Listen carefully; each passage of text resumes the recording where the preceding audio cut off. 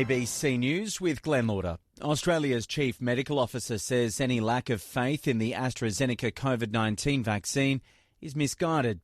Several European nations have paused the rollout of the vaccine as investigators look for any possible link between the vaccination and blood clotting. The manufacturer says roughly 17 million people have been vaccinated across Europe, and the number of clotting incidents is lower than typically expected in the general population.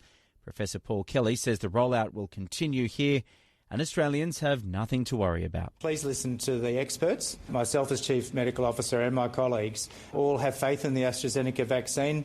Several of my Chief Health Officer colleagues have received that vaccine. Professor Murphy and Minister Hunt also received that vaccine in the last week or so. The Queensland government's extended some COVID-19 restrictions while it assesses whether there's been more community spread from the Hotel Grand Chancellor cluster. George Roberts has the story. Hundreds of staff and guests of the Brisbane hotel, as well as 400 contacts of a doctor who contracted the virus from a hotel guest, have been tracked down and tested for COVID-19.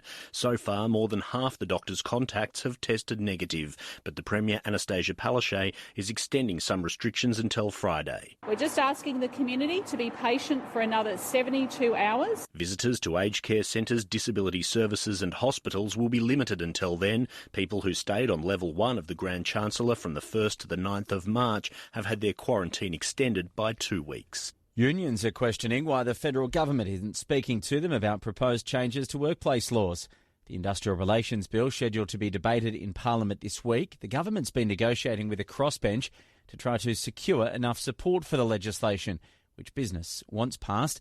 ACTU Secretary Sally McManus says they have more questions but aren't getting any answers. We wrote to the Acting Minister, Michaelia Cash, last week and haven't heard back from her at all, which I find quite strange given that they're wanting to get this bill through this week. We are happy to discuss the bill, and the fact that they're not even reached out to us, I think, is not a good sign in terms of trying to get progress. A committal hearing has heard a woman accused of killing her 2 adult children and forcing them to take prescription medications for several years wanted to control her children's lives. The hearing is set down for 3 weeks, as Talissa Saganto reports. 26-year-old Jonathan Crabtree died in 2017 and his 18-year-old sister Erin died 5 years earlier. Their mother, Marie Crabtree, was charged with their murders in 2018. She's also charged with torturing and attempting to murder another woman known to her. It's alleged she forced all 3 to take medication over several years, causing health issues for her own financial gain. A court heard evidence that although her son was suicidal, Ms. Crabtree was controlling and he'd feared her. It also heard her ex-partner and her son's ex-girlfriend believed that she'd also tried to drug them. The Liberal MP behind today's failed leadership spill in Victoria, Brad Batten, has resigned from the state's shadow ministry. Zalika Ismail has more. The coalition has confirmed Brad Batten has stood aside from his role as Shadow Minister for Roads.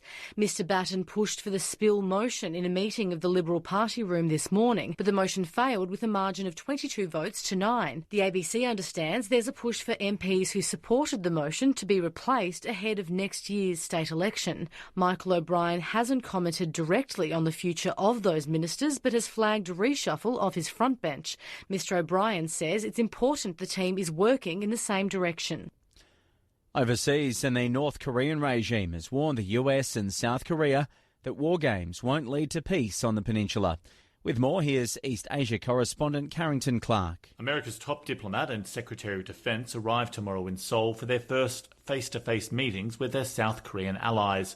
Today, North Korean state media relayed a warning from Kim Yo-jong, the sister of the North Korean leader Kim Jong-un. She said war drills and hostility can never go with dialogue and cooperation. There was no immediate response from the White House and State Department or South Korea's government. The Biden administration has been conducting a review of North Korea policy, which it expects to wrap up in coming weeks. Carrington Clark, ABC News, Seoul. And in sport, just 2 days out from the AFL season opener, there's still confusion over whether or not a new substitution rule will be introduced. The coaches are unanimously in favour of the change, but the AFL Commission is yet to sign off on it. ABC News. You're listening to ABC News Radio.